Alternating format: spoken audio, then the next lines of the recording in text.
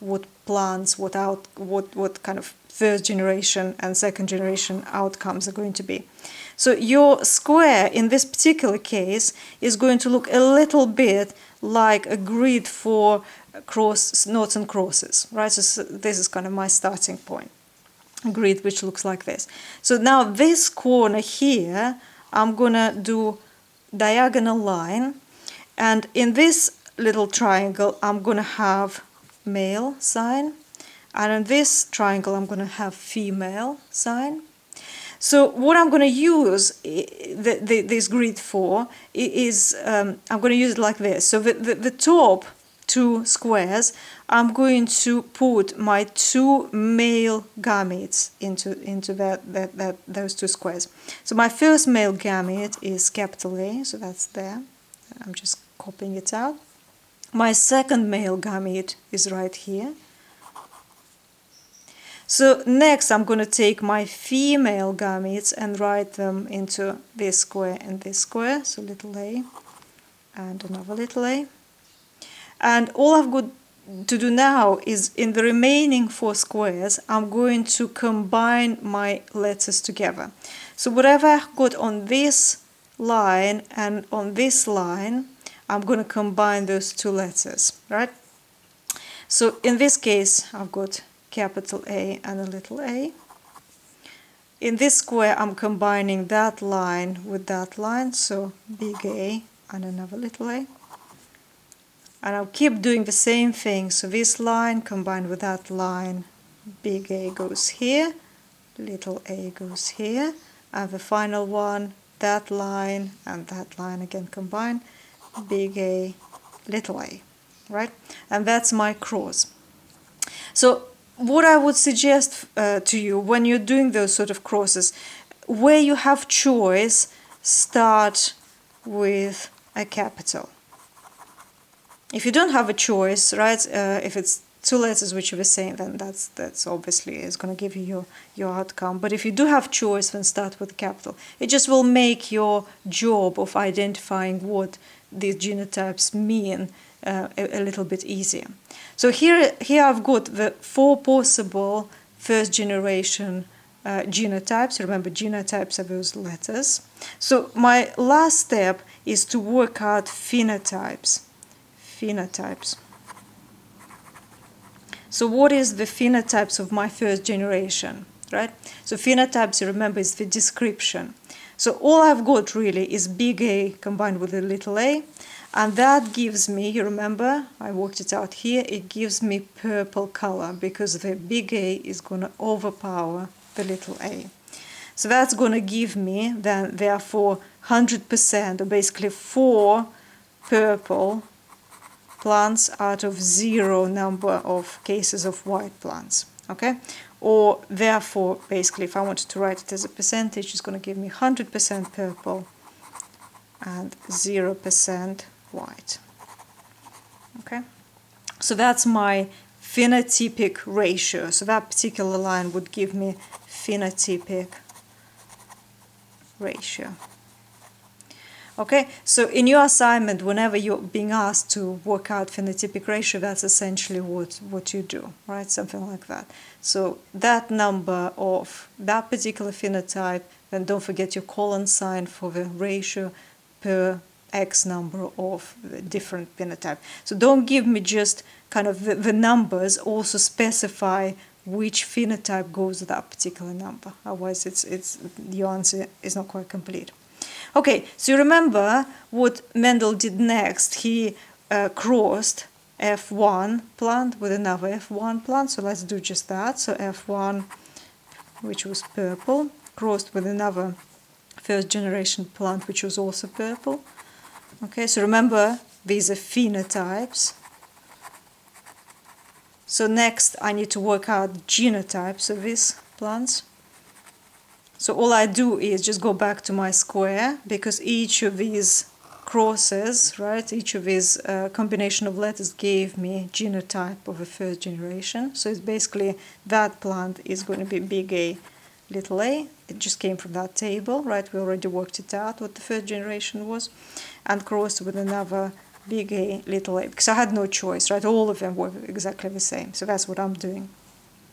So here, again, these are my first generation plants. So the first step I'm doing is gametes. Gametes. So let's nominate again male and female. They're the same, so it doesn't really matter, but I'm just, for the sake of clarity, I'm going to use the symbols anyway. So in my male plant, one of the gametes is going to be big A, the second gamete is little a. So what I've done really is, again, separated those letters out because, you know, these are going to produce two different types of sex cells. And the same goes for the gametes for the female. So the next step, as before, is Punnett square. So let's do that together. So Punnett square. Okay. It would be nice actually if you paused this video at this point and worked out your own Punnett square, right? And then just checked your answer afterwards. How about that, right? So I'll let you do that. Have a go at working it out for yourself, right? Drawing Punnett square, putting all information in, and working out your phenotypic ratio, okay? So once you done it, then come back and check the answer. Okay, so if you're checking your answer, I'm just carrying on. So male and female symbols to show the gametes. So for the male, I'm just transferring that information here into those two squares, big A for the first gamete, little a for the second gamete, and then for the female plant, same thing, big A and little a. And then I'm going to start combining my letters together. So that letter goes with that letter, so one big A, another big A. Right, in this square I've got to combine this line and this line. So remember what I said before, if you have a choice, start with a capital. So in this case I do have a choice. So I'm going to start with big A and then little a. Here again I've got choice, so I've got one big A coming from this line, one little a coming from this line. So it's big and little. And the final one is that line and that line, okay? So little a and another little a. So my last job to do is to work out phenotypic ratio. So phenotypic ratio. Now, for some of you it'll be extremely obvious, but maybe some of you are finding maths a little bit difficult and finding ratios a bit difficult. If you're in that category, I would suggest you use colors, a couple of colored pencils, just to kind of color code things. So let's use purple color, obviously for purple. Can't use white for white because you won't be able to see it, so I'm going to use this really bright orange for white. Okay, let me just write it in pen as well, for white.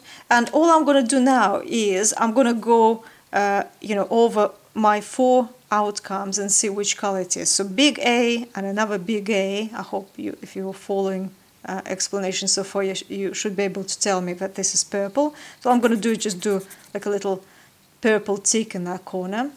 Okay, so next square, big A, little a, right? So you remember the big A is going to overpower the little a, so this is still going to be purple. So another little tick here in this square. Same job here, big A, little a, means purple plant, another tick here. And 2 little a's, so that means this is going to be white plant, so I've got to use different color here. So that's, I've done this really neon kind of orange here.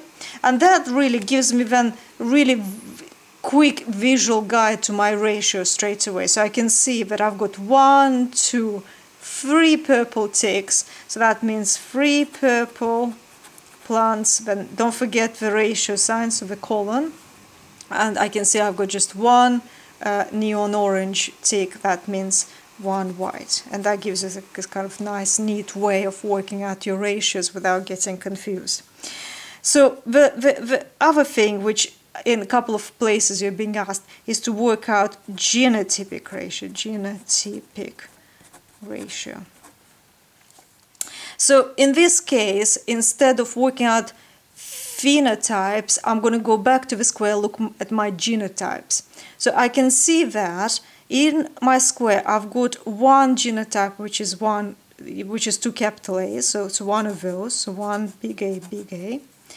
Then big A, little a, I've actually got two of them, right? One there, so that gives me ratio sign 2 big A, little a.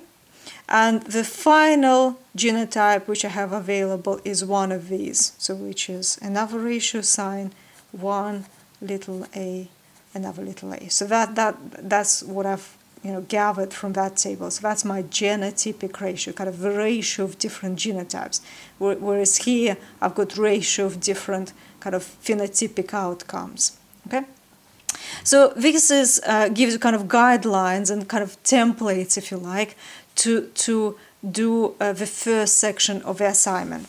So you should be able to do now questions 1 to question 8. Okay, so that's what I'd like you to do. So I'm going to kind of stop this video now, allow you time to kind of digest this information, look through your notes, watch this video again if you need to, and then go to the assignment and have a go at completing questions 1 to questions 8. Good luck with that one, and then I'm going to see you on the next video, next section of the assignment. Thank you.